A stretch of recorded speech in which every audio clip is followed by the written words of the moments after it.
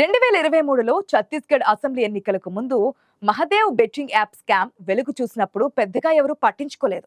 ఛత్తీస్గఢ్ మాజీ సీఎం భూపేష్ బఘేల్ కు ఈ యాప్ గురించి 508 కోట్లు చెల్లించారని యాప్ యజమాని శుభం సోని సంచలన ఆరోపణలు చేశారు. ఈ ఆరోపణలను బఘేల్ వెంటనే ఖండించారు. దీనిపై దర్యాప్తు చేసిన ఈడీ పలువురు కీలక రాజకీయ నేతలు అధికారుల పాత్ర ఉందని తెలపడం సంచలనం సృష్టించింది. మొబైల్ ఆధారంగా నడిపే మహదేవ్ బెట్టింగ్ యాప్ విషయంలో వందల కోట్ల ట్రాన్సాక్షన్స్ జరుగుతున్నాయని ఇప్పుడు తాజాగా తెలుగు రాష్ట్రాలలో సినీ తారలు సెలబ్రిటీలపై వస్తున్న ఆరోపణలతో బట్టబయలైంది. యువకులు ఈ యాప్లకు అలవాటై ఇళ్లను గుళ్ల చేస్తున్నట్లు వారి తల్లిదండ్రులు గుర్తించేలోగానే ఆత్మహత్యలు కూడా జరిగిపోయాయి. పదుల సంఖ్యలో చేతికందిన యువకులు, చక్కగా వ్యాపారాలు చేసుకునే యువకులు కూడా వీటికి అట్రాక్ట్ అవుతూ జీవితాన్ని అర్ధాంతరంగా ముగించుకున్నారు. ఈ యాడ్స్ ఎలా ఉంటాయో గమనించారా? సాధారణంగా మొబైల్లో సోషల్ మీడియా బ్రౌజ్ చేసేవారికి ఇవి చాలా ఎక్కువగా ఆకట్టుకుంటుండడం మనం చూస్తుంటాం. స్మార్ట్ మొబైల్లో ఇంటర్నెట్ సర్చ్ చేస్తున్నప్పుడు లేదా కంప్యూటర్లో గూగుల్లో ఏదైనా సర్చ్ చేయడం మొదలు పెట్టగానే నేను ₹1,00,000 సంపాదించాను, కారు కూడా కొన్నాను, అందుకు కారణం ఆన్లైన్లో రమ్మీ ఆడడమే అంటూ ఆకర్షణీయమైన ప్రకటనలు కనిపించడం ఎక్కువైపోయింది.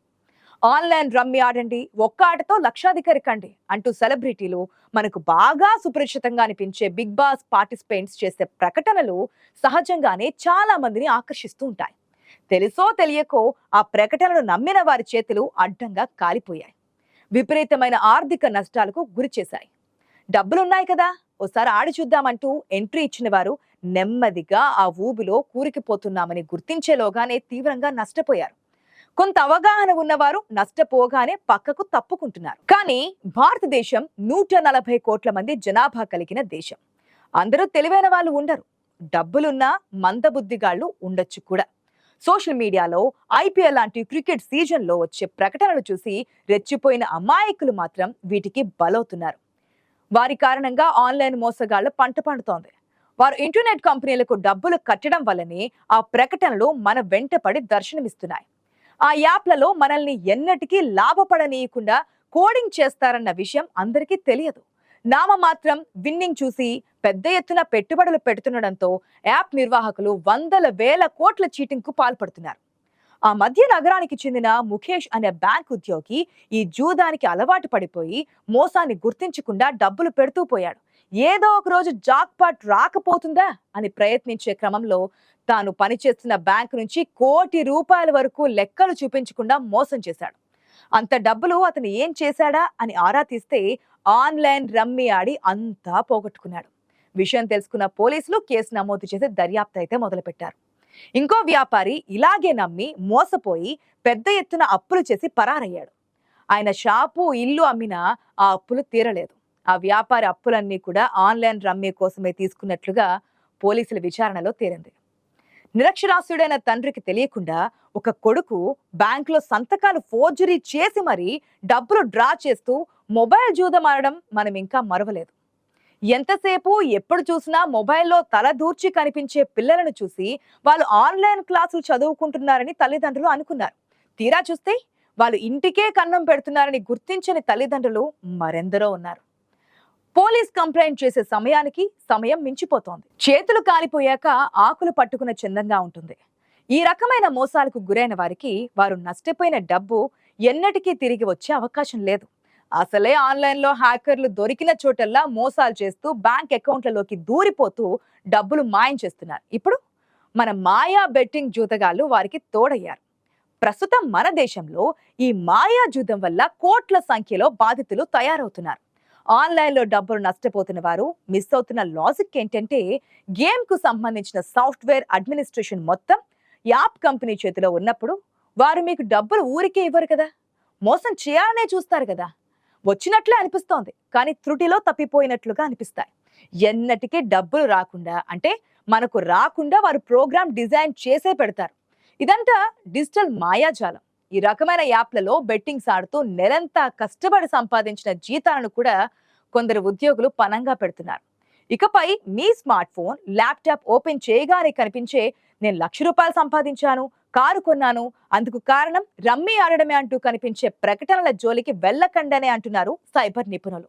వాటిని కంట్రోల్ చేయాల్సిన ప్రభుత్వం సరైన జాగ్రత్తలు తీసుకోవడం లేదు. ఆ లూప్ హోల్ అడ్డంగా పెట్టుకొని ఈ జూదగాళ్లు రెచ్చిపోతున్నారు. ఆన్లైన్ రమ్మీ ఆడడం, ఒక్క ఆటతో లక్షాధికారి కావడం అసాధ్యమని గుర్తించండి. మరో డేంజర్ విషయాన్ని ఇక్కడ మీరు మర్చిపోతున్నారు. ఈ ఆటలు ఆడాలంటే బ్యాంక్ అకౌంట్, ఇతర వివరాలు ముందే ఇవ్వాల్సి ఉంటుంది. మొదట కొన్ని ఆటలు గెలిచినట్లే అనిపిస్తోంది. అకౌంట్లో అప్పటికప్పుడు డబ్బులు కూడా జమ అవుతూ ఉంటాయి కూడా. కానీ ఆ తరువాత వరుసగా ఓడిపోవడమే జరుగుతోంది. పైగా మన అకౌంట్ వారి చేతిలో ఉన్నప్పుడు ఏ క్షణమైనా ప్రమాదం పొంచి ఉంటుంది.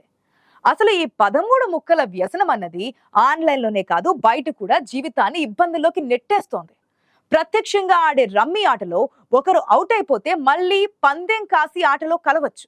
అలా ఎవరు కలుస్తారో ఆడే వాళ్లకు తెలుస్తోంది. కానీ ఆన్లైన్ రమ్మీలో ఒకరో ఇద్దరో త్వరగా అవుట్ అయిపోయి మళ్ళీ కలుస్తారు. చివరికి అలా కలిసిన వారే ఆట గెలుస్తారు. అదే సాఫ్ట్వేర్ టెక్నిక్. అది అర్థం చేసుకోలేని అమాయకులు అనివార్యంగా బలైపోతూ ఉంటారు. అలా బలైపోయే వారి వల్లే ఈ ఆన్లైన్ కంపెనీల ఆటలు సాగుతున్నాయి. ఆడేవాళ్ళేమైనా నిరక్షరాస్యులా అంటే అది లేదు. బాగా చదువుకున్న వాళ్లే ఈ ప్రమాదకరమైన జూదం ఆడుతున్నారు. వీరి మాయలు ఎక్కువగా పడుతున్నారు. అసలు అటువైపు మనుషులే ఉండరని, కంప్యూటర్లే మనతో ఆడుతున్నాయని చాలా మంది గుర్తించడం లేదు. అంతా ఆన్లైన్లో మాయాజాలంతో బురిడీ కొట్టించడమే జరుగుతుందని సైబర్ నిపుణులు చెబుతున్నారు. గమ్మత్ ఏంటంటే అన్నీ తెలిసిన సాఫ్ట్వేర్ ఇంజనీర్లు సైతం వీరి మాయలో పడుతున్నారు. అసలు ఈ గేమ్ జనాన్ని చేరడం ఎలా జరిగిందంటే, గేమ్ ఆఫ్ స్కిల్ పేరిట ఆన్లైన్ రమ్మీకి సుప్రీం కోర్టులో అనుమతి ఇవ్వడంతో వీరికి మార్గం సుగమంగా మారింది. దాంతో దేశంలోని ప్రధాన నగరాలైన ముంబై, బెంగళూరు కేంద్రాలుగా ఆన్లైన్ రమ్మీ సంస్థలు జోరుగా వ్యాపారాలు చేసుకుంటున్నాయి. సాంకేతికంగా సంక్లిష్టమైన వ్యవహారం కావడంతో మోసాలను పోలీసులు నిరూపించడం కూడా కష్టసాధ్యమవుతోంది. తెలంగాణతో పాటు కొన్ని రాష్ట్రాలు ఈ రమ్మీ ఆన్లైన్ గేమ్లను నిషేధించాయి. ఏటా ఈ మాయలో పడిపోయి వేల కోట్ల రూపాయలు నష్టపోతున్నారంటే భారత్లో ఎంతమంది అమాయకులున్నారో అర్థం చేసుకోవచ్చు. నిజానికి ఇది 4 ఏళ్ల క్రితం వచ్చిన కరోనా వల్ల వచ్చిన జాడ్యమేనని చెప్పుకోవాలి. లాక్డౌన్ సమయంలో ఇంట్లో సరదాగా ఆన్లైన్ గేమ్స్ జోరుగా నడిచాయి. ఇంట్లో రోజుల తరబడి ఒంటరిగా జీవించిన వేతన జీవులకు ఇదో తేలికపాటి టైం పాస్ వ్యవహారంగా నడిచింది. అసలు లాక్డౌన్ కాలంలో ఈ ఆన్లైన్ రమ్మీ యాప్లను డౌన్లోడ్ చేసుకుని ఆడేవారి సంఖ్య కూడా విపరీతంగా పెరిగిపోయింది.